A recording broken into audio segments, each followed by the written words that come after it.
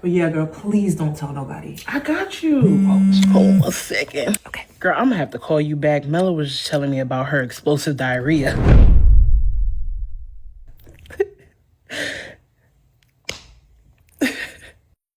I wasn't supposed to say that.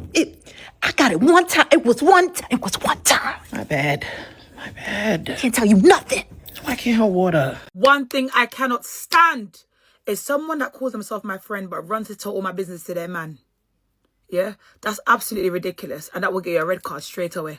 Let me say this to you without sugarcoating it. Stop telling everybody your business.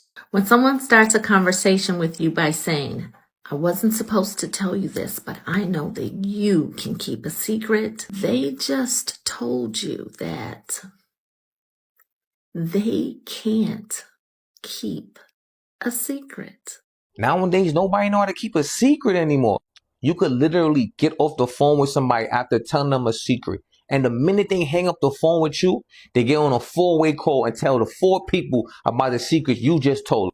At this point, not even Vicky could keep a secret. If someone that you're close to comes to you and confides in you something, or come to you and be like, hey, I want to tell you something, but it needs to stay between me and you, it is never okay to go back and tell your significant other, your friends, or your family what that person told you. Somebody gets into an argument at 2:14 in the afternoon. By 2:17, they're posting cryptic quotes.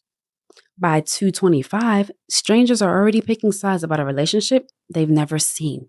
Between 2 people they will never meet. By dinner, there are reaction videos. But it wasn't always like this.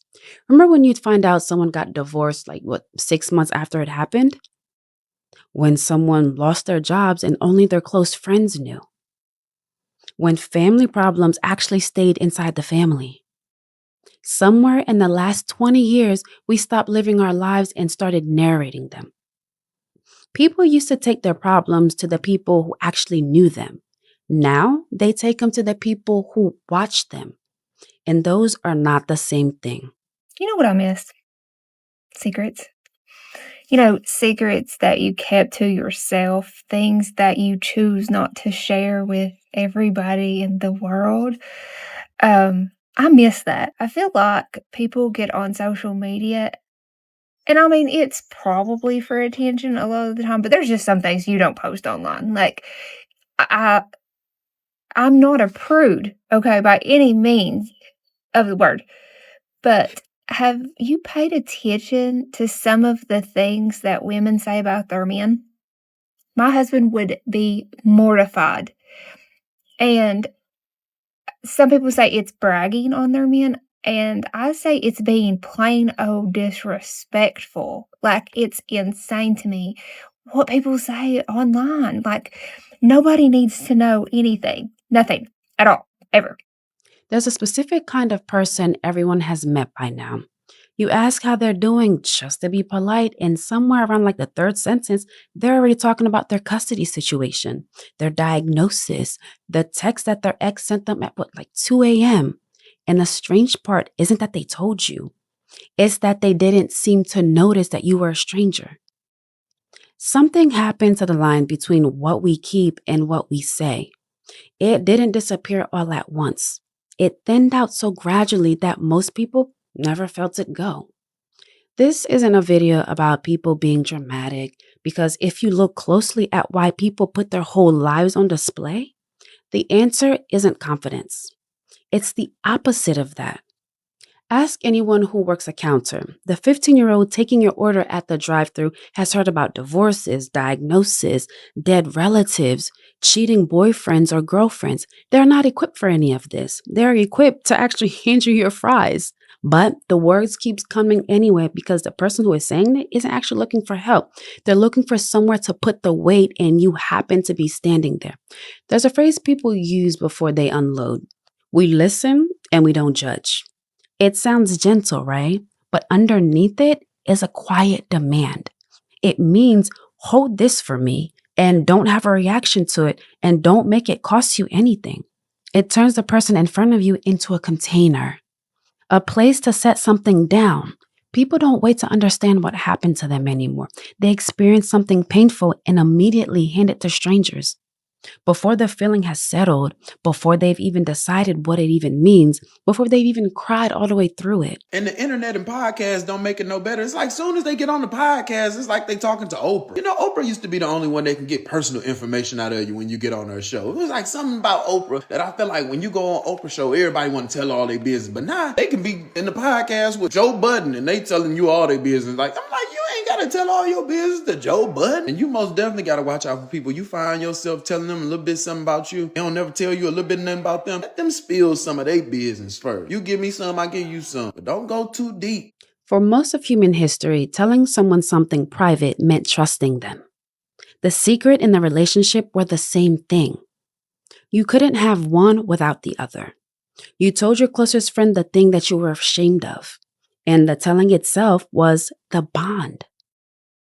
They held it. You held theirs. That mutual weight was what made the friendship real. Privacy wasn't loneliness. Privacy was the door you let certain people through.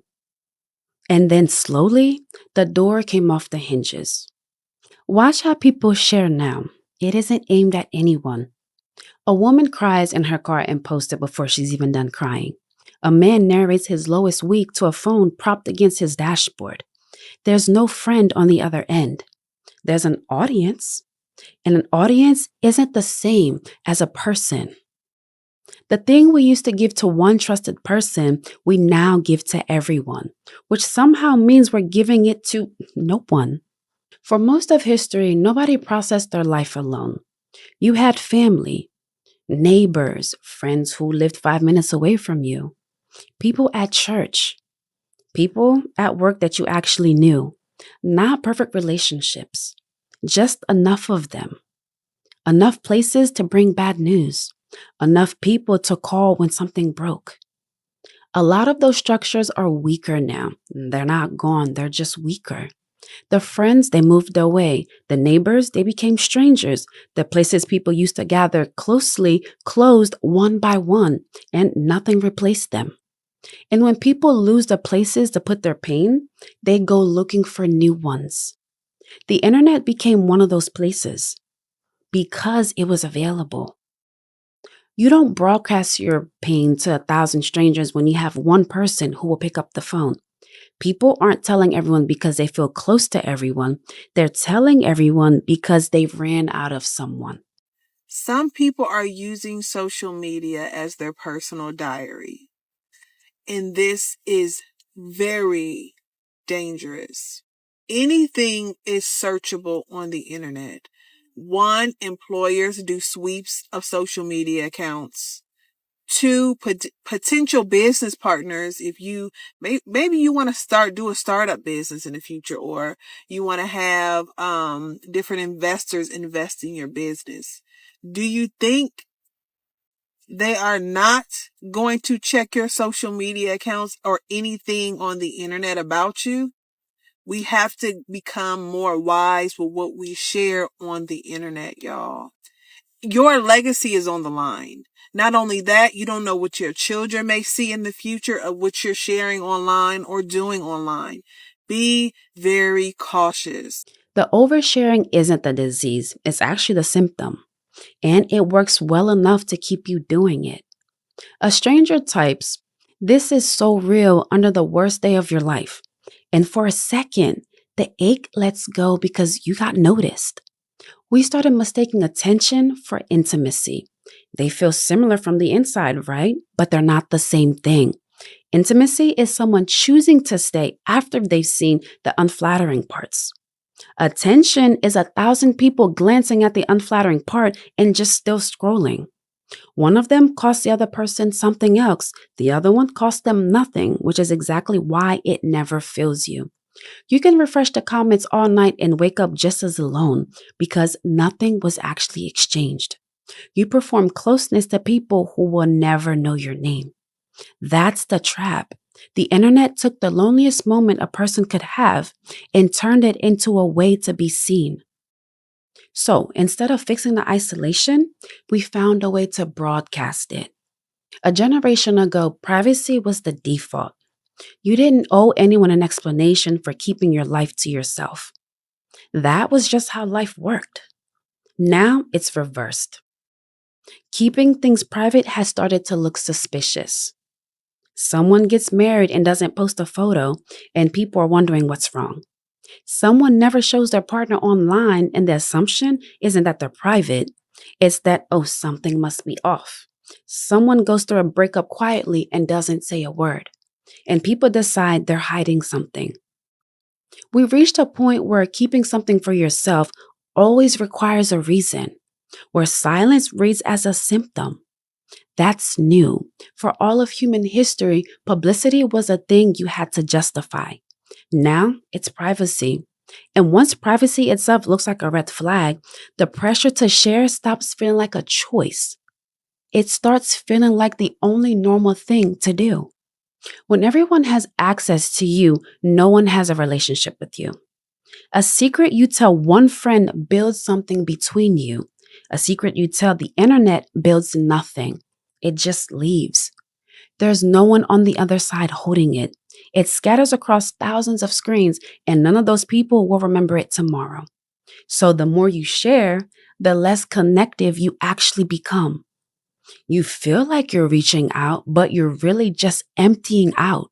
I feel that if you and your friend have a disagreement or argument, and that person sit up here and run to social media and put y'all business on the internet for the world to see, y'all was not friends from the beginning. Bro, you finna sit up here, have a whole argument with me, a disagreement, and then that 10 out of 10, it probably was some petty. Go on social media and then think it's okay for us to be back friends again? Nah, baby. I'm good. Yeah, you could go ahead and have that little friendship because that friendship wasn't real from the beginning. Yeah.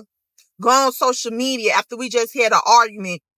So you're not pulling me to the side. You're not finna express on how you feel to me, not to the world. Think that we're gonna be cool? Nah, we weren't friends from the beginning. You can go ahead and have that friendship because I don't even. Then you think that it's gonna be cool for you to just blast off what had happened on social media? Nah, I'm good. You can go ahead and have it. I'm straight. And there's a cost that's easy to miss until it's gone. When you give every part of yourself away, you lose the part that was only yours. The private self isn't a burden you're finally free of. It was the part of you that belonged to you and no one else. People who post everything will tell you they feel more exposed than ever, and somehow less known than ever. Both of those are true at the same time. Visibility went up. Being understood went down. Those were never the same measurements. You could be the most documented person alive and still feel like no one actually knows you, because being watched and being known are different needs, and only one of them can be fed by a screen. Now watch what happens when the audience you train finally turns, because they will. The same people who called you brave for breaking down will call you dramatic the next time. You taught them that your pain was theirs to consume. An audience don't stay tender. They get bored. The crying that made you relatable on Monday makes you exhausting by Friday. And by then, you're stuck. Because you've made your life into a series and the people watching expect the next episode. Your worst moments became your most popular ones.